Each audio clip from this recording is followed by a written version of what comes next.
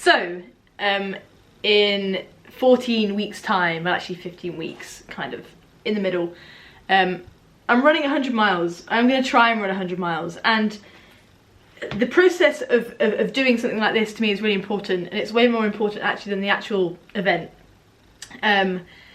Because in order to do something that's kind of way beyond your current perceived abilities, that is definitely way beyond your comfort zone, requires... What is going on with my hair?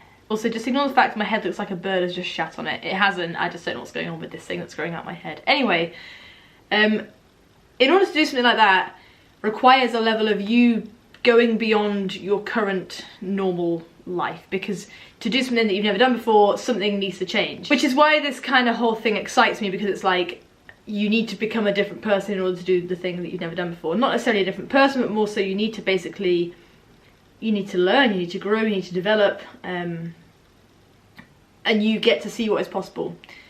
So in that, I thought, why not make a video about how I'm actually trying to run 100 miles, because it's all quite important. And by important, I mean like, it's not important to you, but it's important to me, because, you know, like to run a marathon, okay, yeah, like you have to, you know, not be a dickhead, you need to train relatively frequently, but you can kind of run a marathon and get away with not really training all that well.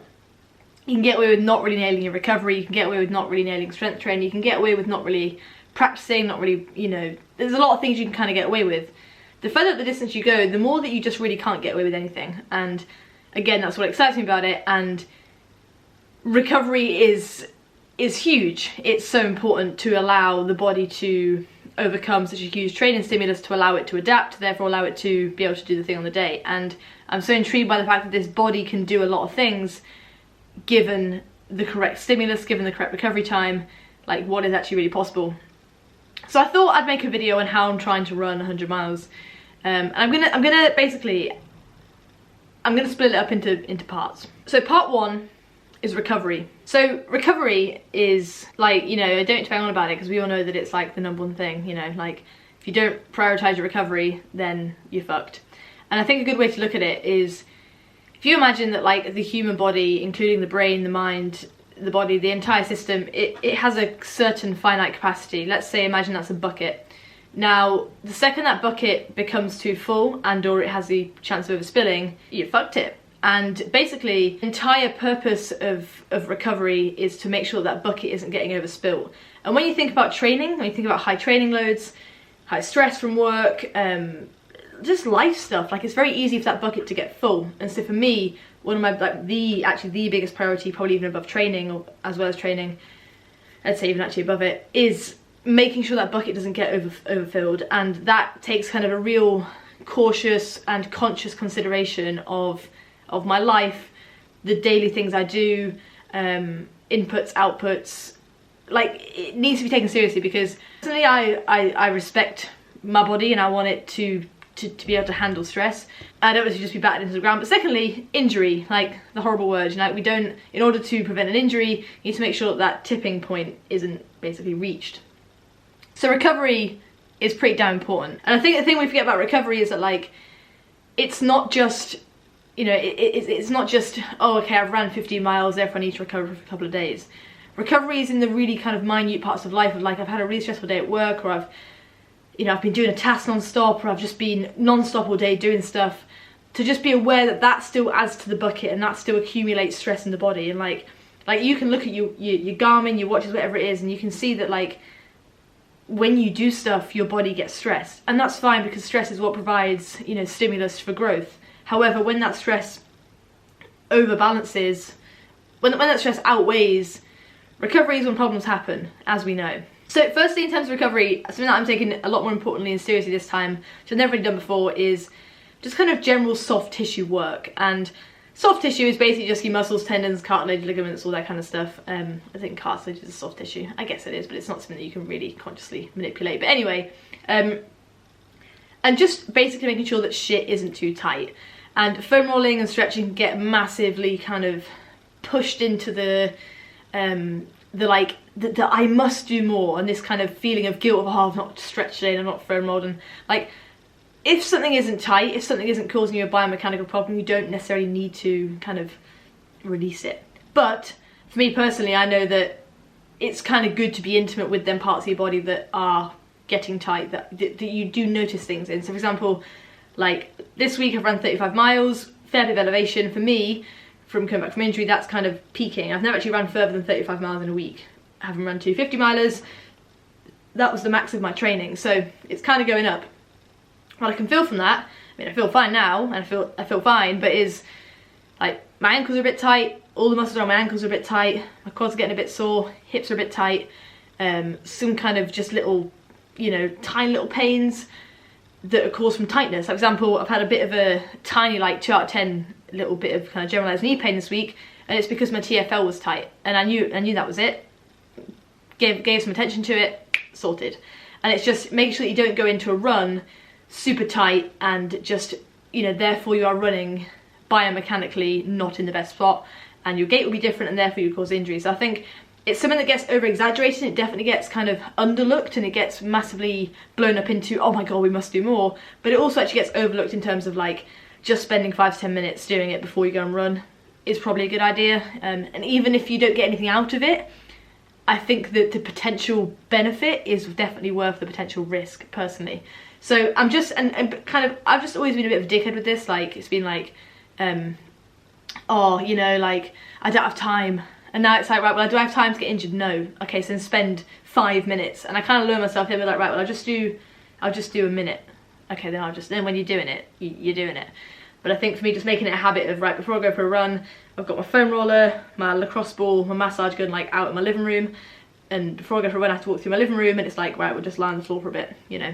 So that's kind of one thing that's kind of, yeah, just taking care and tuning in with the body and what's going on, because a lot of problems can actually easily be fixed by just keeping things smooth. So in terms of recovery, again, the second kind of really big thing is my own meditation practice. So the type of meditation I practice is called Ascension. It's all centered around, it's not about relaxing you, it's not about, you know, like sitting like this. It's all about being okay with your experience, and it's about not fighting feelings, not fighting emotions, not fighting thoughts, and just being with whatever's there.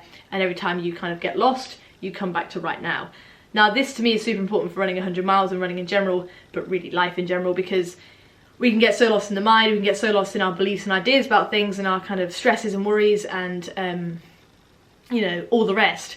But the second that you're present and you're just right here and you're free from that voice in your head, everything is actually fine and nothing needs to change right now. And so for me, I mean, it's my number one priority anyway in life, but I think it really transfers into training for 100 miles because it's super important. And also what it allows for is deep rest and recovery. Some crazy studies about it, and don't quote me on this, but it's something like, you know, 20 minutes of Ascension, which is the meditation, gives you like 4 times deeper rest and sleep. And don't quote me on that exact fact, but that's kind of my memory of reading stuff. Like my Whoop, my Garmin, they all respond to that. So for me, I meditate during the week for probably about 2 hours Monday to Friday. On a weekend, maybe 3 hours in total. So I do like a morning session, lunchtime session, which lunchtime is always the one where your brain's like, oh my god, I'm too busy, I've got too much to do, and then evening. Also, just to add into that, you know, that isn't a required time. It doesn't need to, you know, you don't need to do that much.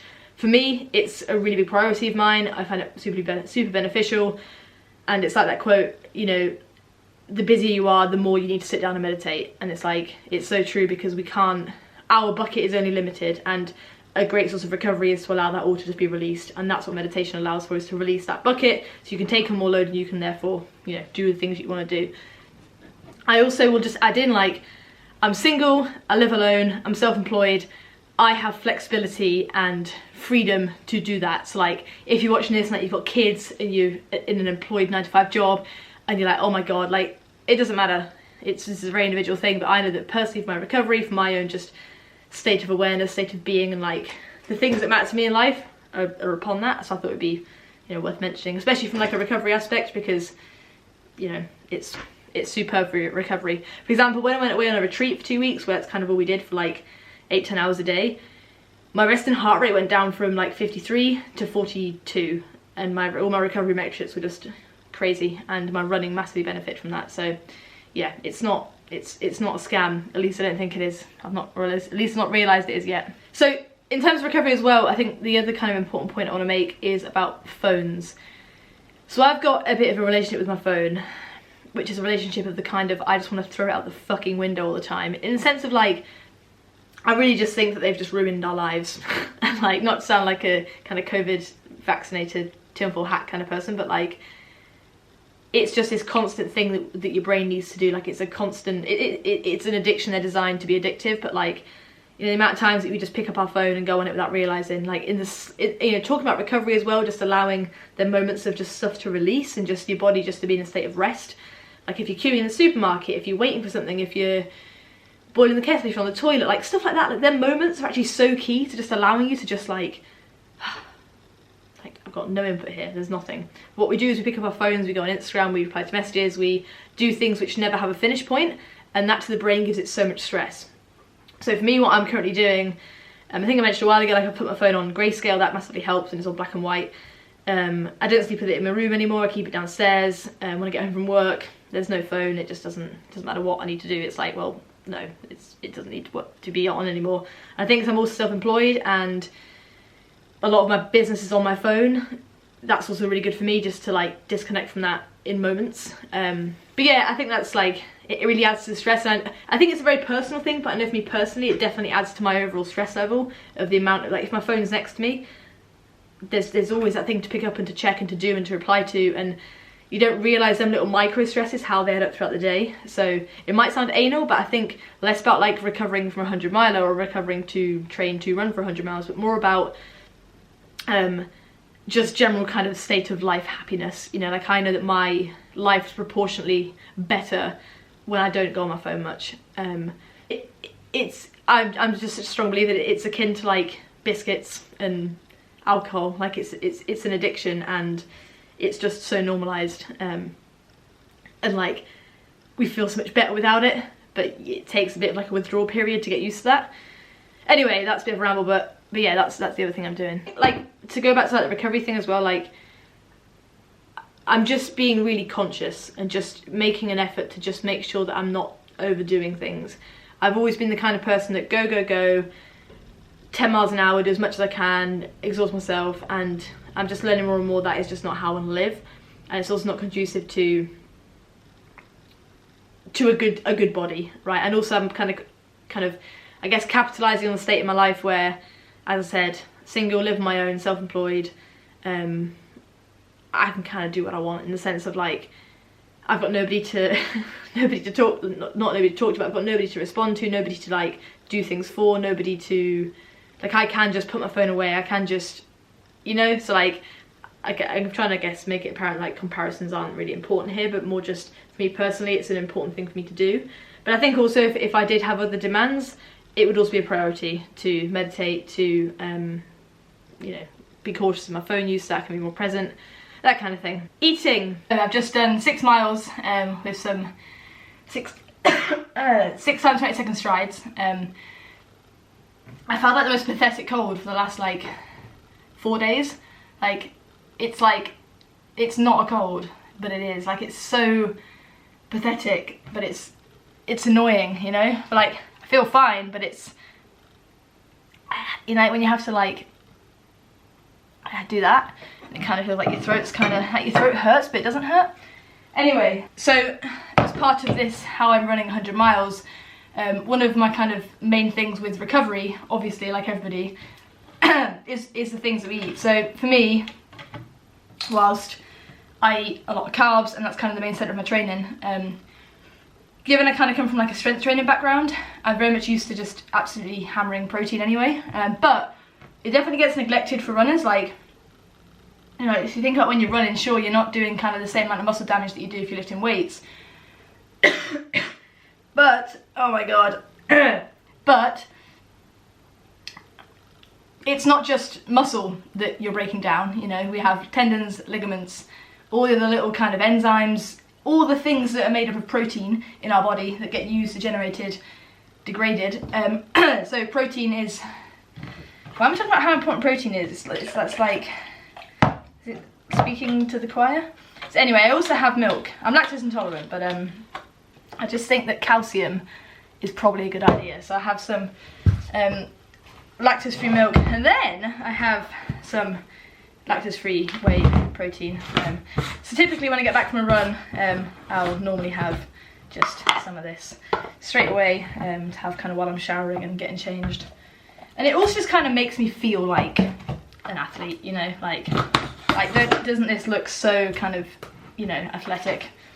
And I've also got arriving today some greens powder. It's amazing grass green superfood. I've used it before, it's really good. Well, I say really good. I don't know if it does anything, but it doesn't taste like shit, so that's what the one I've ordered.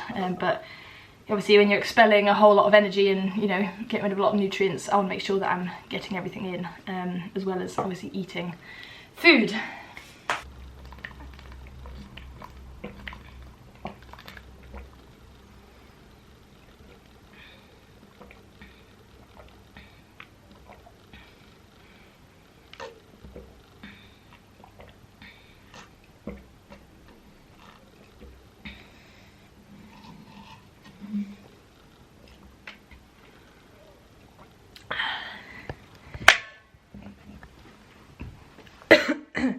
My god. So I've just gone back from a easy recovery run, and it's like, you know, you feel like shit's real when you run for recovery. Anyway, I want to talk more about nutrition because I feel like I've not really spoken about that. But basically, what I'm personally doing is just making sure I eat enough. As a female athlete, if you didn't realise, I am in fact not a man, there is a greater risk of kind of really disrupting your menstrual cycle with high volumes of training, and especially if you don't quite get the caloric balance right, and especially kind of meal timing and frequency. And I've suffered in the past with like irregular periods, so kind of same with the last prep and this prep. A big priority for me is making sure that I'm eating adequately, I'm eating enough, eating frequently, or else your body basically just goes into a mode of, well, we can't have kids if we're burning this many calories and we're not getting fed and we're being put through this much stress. So basically just trying to mitigate any kind of hormonal damage. But what that really looks like is eating a lot, really. Like I'm training maybe 3 times a week, twice a day, running 5 times a week, training in the gym 3 to 4 times. And obviously it's only going to kind of keep increasing. So like, I guess what I'm eating, I'm trying to, I mean, I eat quite well anyway, like I've always eaten pretty well, in terms of like, I don't really enjoy like processed foods. Like I like eating nice good food. But my nice good food is not everybody else's nice good food. I'm not really a fan of cooking or preparing or thinking, so I kind of just, like my go-to meal, like what I'm having tonight is my favourite, it's my Friday night exciting meal. It's a kilogram of chicken thighs. I won't eat a kilo, I'll eat probably about 500 grams, which is still quite a lot. It's a kilogram of chicken thighs with loads of collagen on, put them in the oven for like an hour and a half, and they're just phenomenal, with sweet potatoes and potato. Yeah, so I guess just, again, like I mentioned earlier, like protein is a big kind of part of it, and like chicken thighs especially, because you're eating the skin, you get all the little bits of, people don't really like it, but like when you're eating meat on a bone, you get all the cartilage, you get all the tendons, you get a lot of collagen, which when you're kind of annihilating your own collagen complexes, it's probably quite a good idea to also replace it. So yeah, so kind of, I guess this is what life looks like really, if you summarise it. A jar of peanut butter, bread and a banana. So it's Friday night, I've got 12 miles to do tomorrow morning, I'm waiting for my chicken to cook, and I'm going to eat this with banana, and then yeah, but just try and listen to my body really, and eat more than I think I need to. But at risk of me waffling here, I am struggling in the minute with late eating, because like typically Monday to Friday, well apart from Friday, Monday to Thursday, I finish work, I get home about 8, 8:30. Time I've showered, blah blah, I'm eating dinner at like 9, and I go to bed at like 9:30, so I wake up pretty early. So I'm just struggling with, I don't really want to be so stuffed during the day because I've got work and I want to be, you know, alert and attentive, and also just not in digestive discomfort. But equally, you know, like I've been experimenting with like having like cereal before bed after dinner, and it just fucks with my sleep, and my recovery next day is definitely off. So I'm just trying to figure out how to eat enough kind of without eating right before bed, without eating a lot kind of in my lunch time I've got during the day.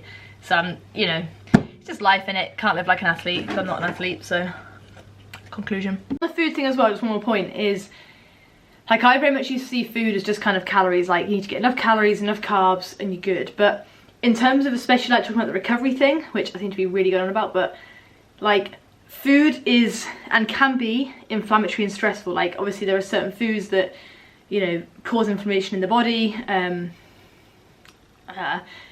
when we're training there is, you know, a natural inflammatory response, which is stress, which is training.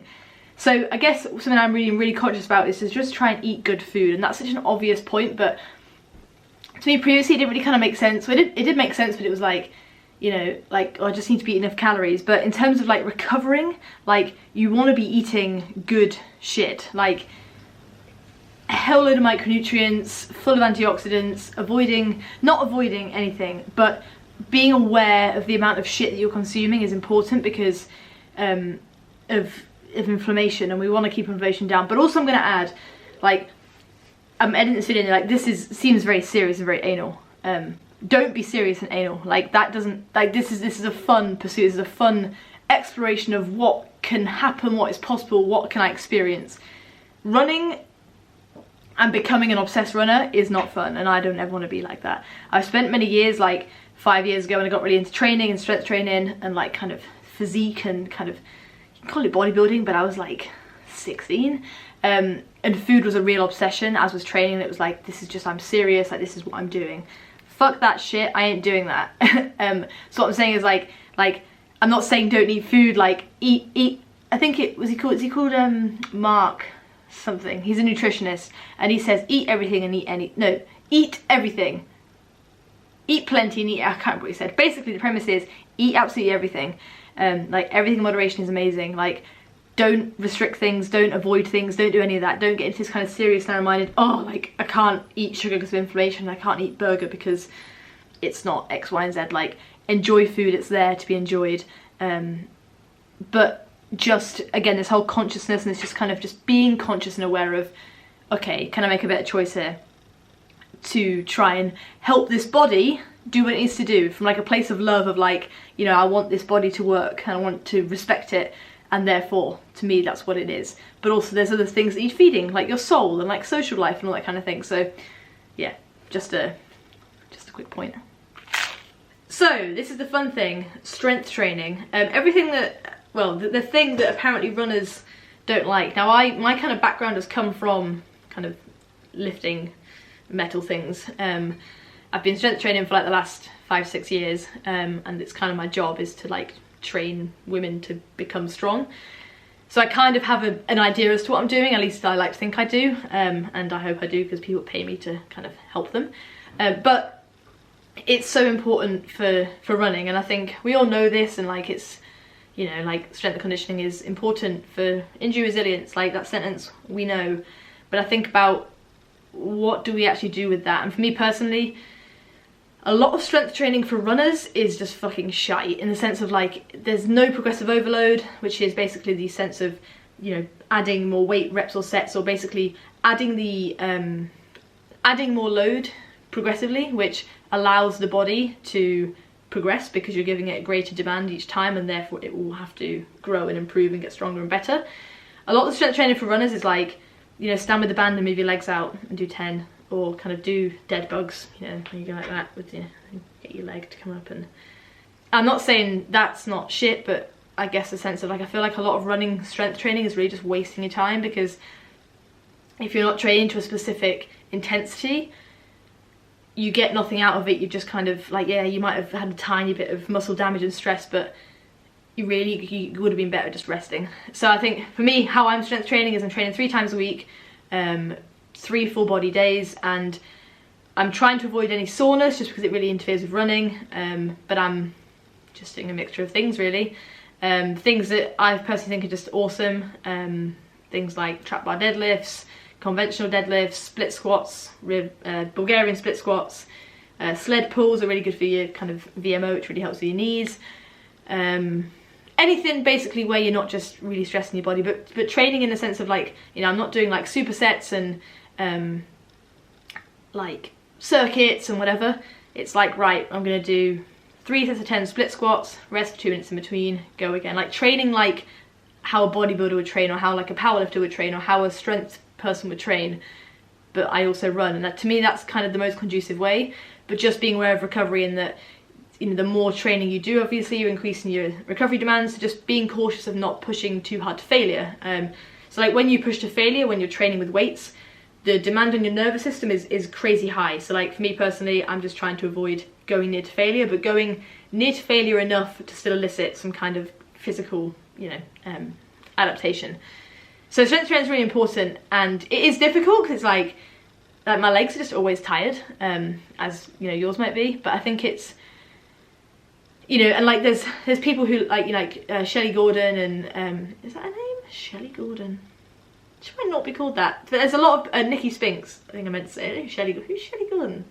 I don't know who she is. Anyway, there's a lot of like ultra runners who haven't done any strength training, and who have like won like crazy races. They've done the Bob Grahams. They've like, you know, but that doesn't mean that you don't need to strength train. Like I think there's obviously there is genetic like freaks who just have the most amazing collagen genetics, and they have the most amazing just everything genetics, so they can just get away with running all the time and having kind of no strength and conditioning work and not being injured. But also strength and conditioning is about longevity. It's about like, I want to run forever. I don't just want to run for this year, run 100 miles and then my body's fucked, but oh well, at least run 100 miles. Like I want to run for the rest of my life because I love it. I love being outdoors, I love being in the mountains and the hills, I love just the act of just doing such a simple thing, and I love it. And so I want to run forever, and therefore that means that takes a level of kind of really tuning with my body, and also keeping my joints kind of strong and stiff, which is done by having muscle around them. Like if you imagine that you've got, you know, quite weak quads and hamstrings and probably glutes, because everyone apparently has weak glutes. This is like your knee, you know, there's some gaps in that knee. Imagine you've got muscle, it's like that. It's stiff, and like we want elastic stiffness as runners. So like yeah, strength training definitely gets misapplied to runners because, well, I don't know why, but yeah. But yeah, longevity for me is really important because I want to do this for a long time, and so yeah, I guess that's it. The third thing is I'm running quite a bit, because I think that's probably quite important too, but thankfully I'm not doing all of that. Well, I am doing the running, but Damien Hall has coached me, which is just awesome, and he's doing it all for me, so I can't really tell you what I'm doing with that. I could tell you in like 15 weeks time when when I've got the race, but I just look onto Training Peaks and I do what he tells me, so I don't really have anything to report. Anyway, that's probably enough words, but I thought like a lot of my videos, like, they're just a bit strange. Like I just film bits and then I make a bit of a story that is kind of a story that like feels relevant at the time, and it's like I want to express it. But I also have like I also have interests, and I find this all really fascinating, and I guess I want to express that too, rather than it like needing to be like a meaningful thing. But yeah, I'm really enjoying training at the moment, and just being cautious to just, you know, look after this thing, because you can't do all the, what is it, you can't ride all the horses, I think. You can't ride all the horses. I guess you can't, even if that's not the quote. Yeah, I'm not going to do a wanky outro. I think it makes me feel too uncomfortable to bear, so thanks for watching.